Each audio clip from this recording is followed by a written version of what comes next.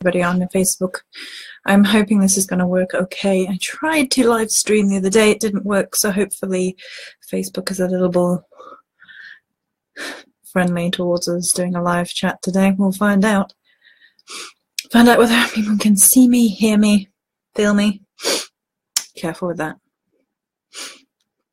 So we'll see if we get up to the 45-second mark and if it fails or not. Someone has, good. It seems to be working. Fingers crossed.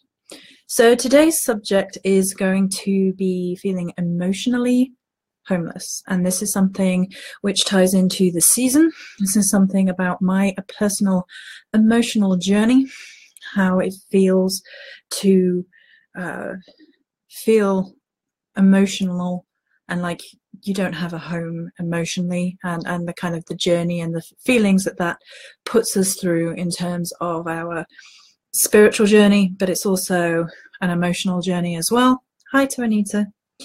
And it's something that I really wanted to talk about. It's something that was coming up in discussion with some dear ladies today, and I won't mention any names in case they don't want me to. I'm sure they wouldn't mind, but I will try and be respectful anyway. So many of us have this saying and this feeling and this absence of feeling like we have an emotional home. And this happens to many of us who have been through difficult circumstances of one kind or the other, where physical home often isn't an emotional home. And this happens to people who've been through divorces, this happens to people who have been through abusive situations, this happens to people who are depressed, and there's kind of a emotional disconnect from the idea of feeling at home. And around this time of year, this kind of gets worse, like this gets crazily worse, because we all have this idea of what home and family is supposed to be around this time of the year. And it gets to the point where it leaves us in stark contrast to what we think the emotional home should look like versus what we're being told the emotional home should look like.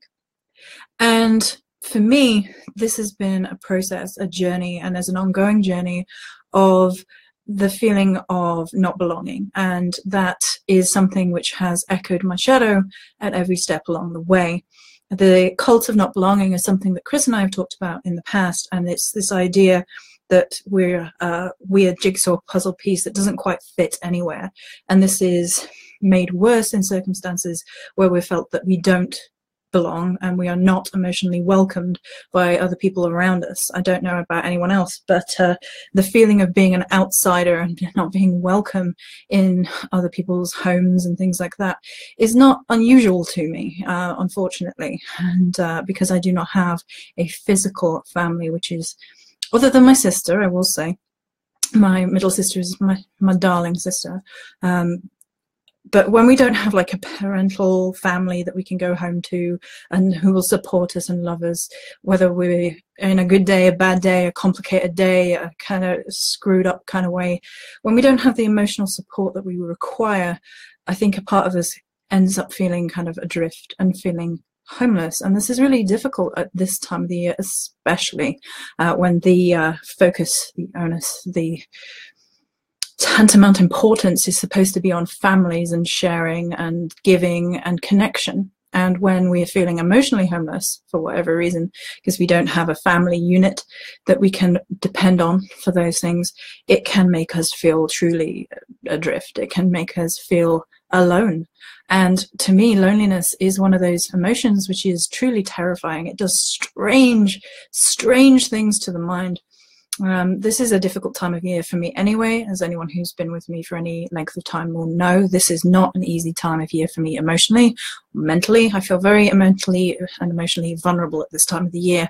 And I know a lot of people do, for a whole host of reasons. There are a lot of people who feel emotionally vulnerable right now. And it's, you know, in the Northern Hemisphere, we're approaching like the shortest day, so there's a lot of dark nighttimeness, and whilst this can be very comforting in a lot of ways, but also the lack of light can leave us feeling a little bit boxed in, like we're racing against the light all the time, and we don't feel as connected sometimes because we naturally, especially if you're an introvert anyway, but we naturally kind of introvert at this time of the year. It becomes more insular in a lot of ways. We do a lot more indoor activities and we just disconnect a little bit. And that's some of the good points of having a Christmas where you can connect with people. But what happens when you don't connect with people? What happens when either you don't get on with your family, or you don't have a family, or the people that you have to connect with don't welcome you on any level?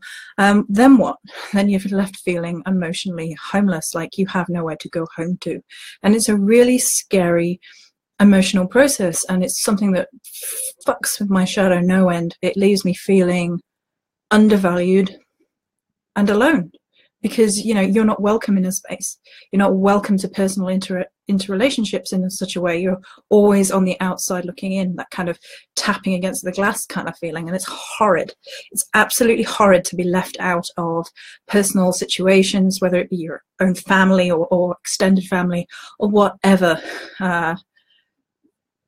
Yeah, it's a long dark winter, exactly. And it can leave people feeling really hopeless. And this is backed up in fact, as much as factual information is easily presentable, in that January, and particular weeks in January, are known as like the danger times for risk of suicide. And I honestly feel it's tied into this.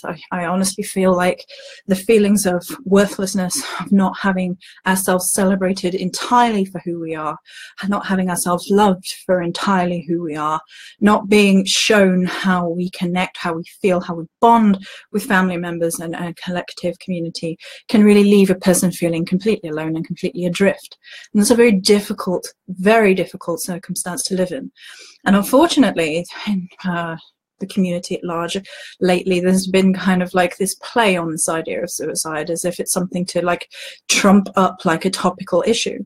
I really resent that. I bring this up most years because I feel for people who feel isolated at this time of year, who don't have the connections, or who feel so introverted that they don't feel confident in forming bonds or connections that they may not have otherwise, and the insular feelings at this time of the year. And I really don't appreciate this let's talk about suicide like it's a hot topic button type of thing. I don't appreciate that whatsoever. I think that what we should actually be doing is, we can raise awareness, sure, but what we should actually be doing is trying to talk about the root causes of why people feel that they have no way out, why people feel so isolated, so alone. Because if we're talking about shared experiences rather than making out suicide is like this hot topic thing to talk about, then we're addressing something that matters. We're talking about human beings. We're talking about individuals who feel so isolated, so hopeless, so alone that they see no way out. And that's, I feel, where the root of conversation around these things needs to be. Now, that's a side note, and to this, but not a lesser important one, because that's, it's a very important topic to cover. And feeling emotionally homeless is something that I think leads to this, or leads to feelings that I would be better off if I wasn't here, because I don't feel connected.